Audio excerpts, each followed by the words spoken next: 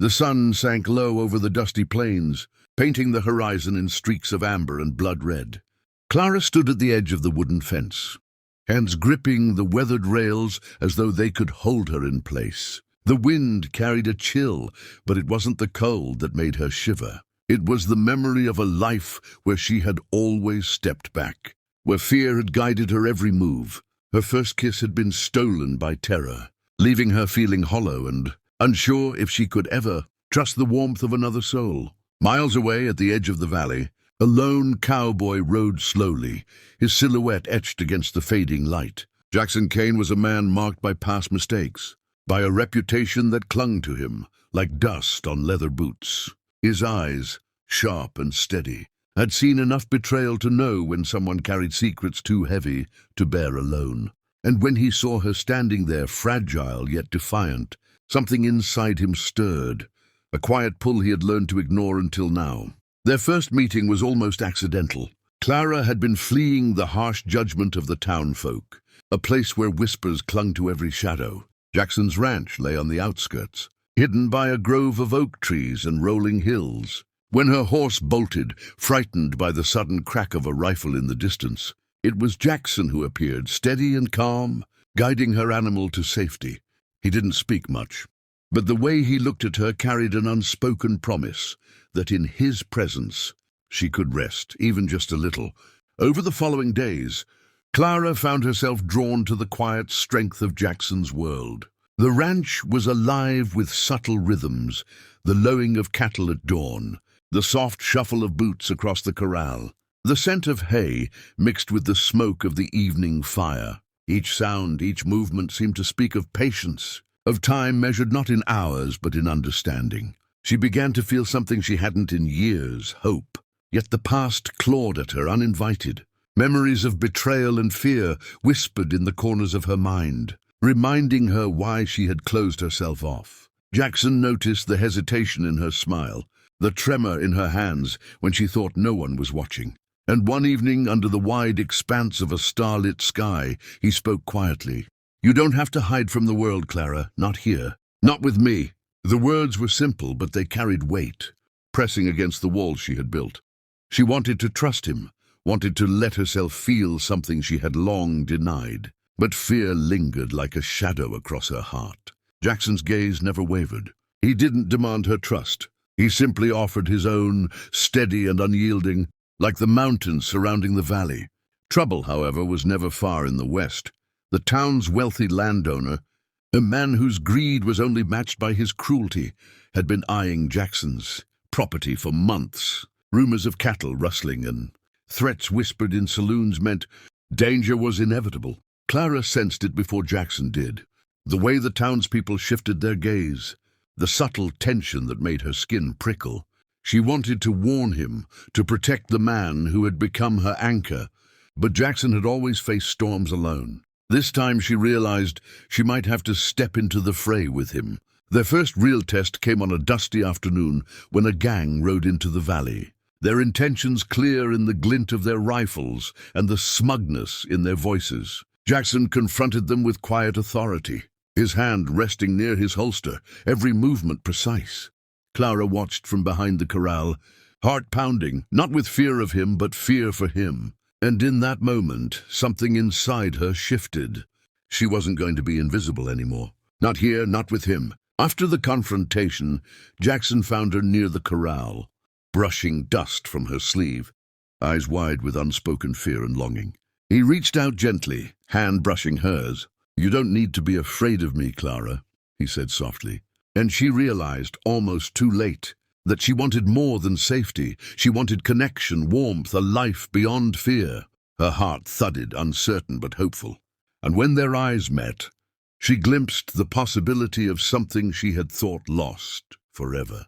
As night fell and the fire crackled, Jackson drew closer, careful, patient, his presence a shield against the darkness pressing in from every side. He leaned in, whispering, "Let me teach you what a true kiss feels like."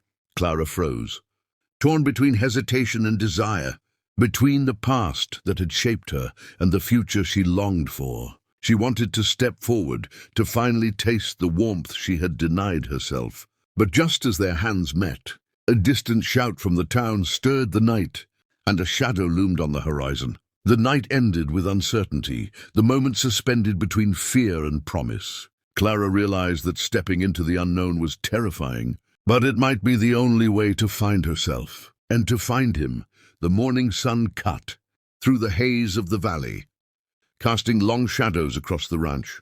Clara awoke to the distant calls of cattle and the gentle clatter of hooves on the wooden barn floor. Her thoughts were tangled in the memory of the night before, Jackson's words, his steady gaze, the promise that lingered like a warm ember. Fear still whispered, warning her that life could never be simple, that every choice carried consequences. But beneath the fear, there was a flicker of something new, courage.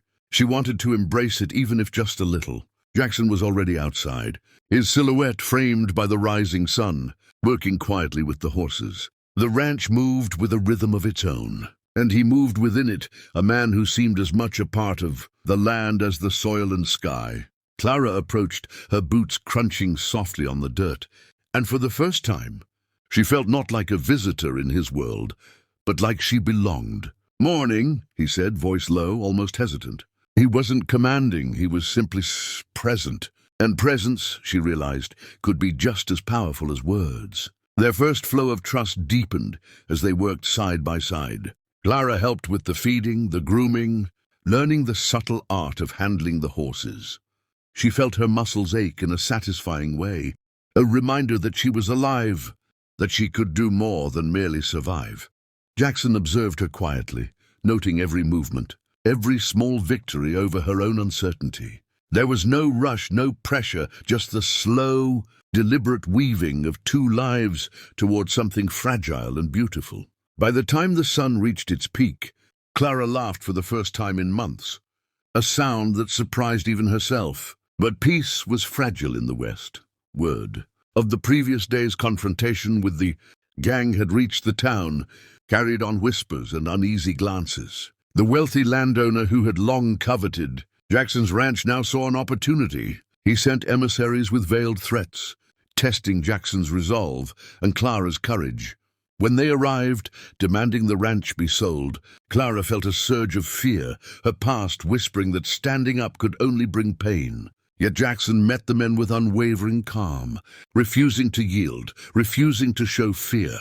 Clara realized that courage could be learned, not forced but grown, nurtured in the presence of someone who would not let you falter. The emotional second flow came that evening, when Jackson and Clara found themselves alone near the creek, the water reflecting the fiery streaks of sunset. She tried to speak, tried to find the words for the tangled feelings inside her. But the words failed. Jackson didn't push. He simply offered his hand, palm open, an invitation rather than a command. And she took it, allowing herself a small step forward. For a moment, nothing else existed. The town, the past, the fear, only the quiet space between them. When he leaned closer, brushing a stray lock of hair from her face, Clara felt her heart pound with both excitement and terror. She remembered the fear that had stolen her first kiss, and for the first time, she allowed herself to imagine a different outcome. But the past was never far behind. That night, Clara's dreams were haunted by memories of betrayal, of trust broken and promises lost. She woke with tears on her cheeks, trembling. Jackson found her on the porch, the night air cool against her skin, and didn't ask questions. Instead, he wrapped her in a blanket, letting silence speak the words he couldn't force. His patience was a balm to her frayed nerves, and slowly, she realized that love wasn't a single moment. It was the accumulation of small acts of steady presence, of trust earned day by day. Third flow emerged as Clara faced a moral dilemma the next day. A rider from town brought news. The gang that had confronted Jackson was planning to return, this time with more guns and more men. Fear clawed at her chest. She wanted to warn Jackson, to protect him, but a part of her wondered if she should step back and let him face it alone. Jackson, however, had learned to read her hesitation. "We're stronger together," he said simply. "You're part of this, whether you want it or not." And in that moment, Clara realized that standing by him was not just about courage. It was about choice. She chose to fight, not with guns, but with her presence, her insight, her willingness to face fear. The fourth flow brought them closer still. That night, after hours of preparation and planning, they sat by the fire, the warmth illuminating their faces. Jackson spoke softly of his past, the mistakes, the losses, the nights he thought he would never find redemption. Clara listened, her hand brushing his, a tentative connection growing stronger with each shared word. She didn't feel the need to hide anymore. Vulnerability became a bridge between them, allowing trust, respect, and a gentle longing to grow. And when he finally leaned close, whispering again, "Let me teach you what a true kiss feels like," she no longer flinched. Her heart opened, ready to experience the possibility she had denied for so long. The fifth flow arrived just as the town's shadow drew near. Riders were spotted on the distant ridge, a reminder that peace in the west was always temporary. Clara and Jackson mounted their horses, side by side, facing the uncertainty together. As they rode toward the approaching threat, Clara felt fear and courage intertwine. Realizing that love was not the absence of fear, it was moving forward despite it. The bond between them was forged in moments of choice, of trust, of shared struggle.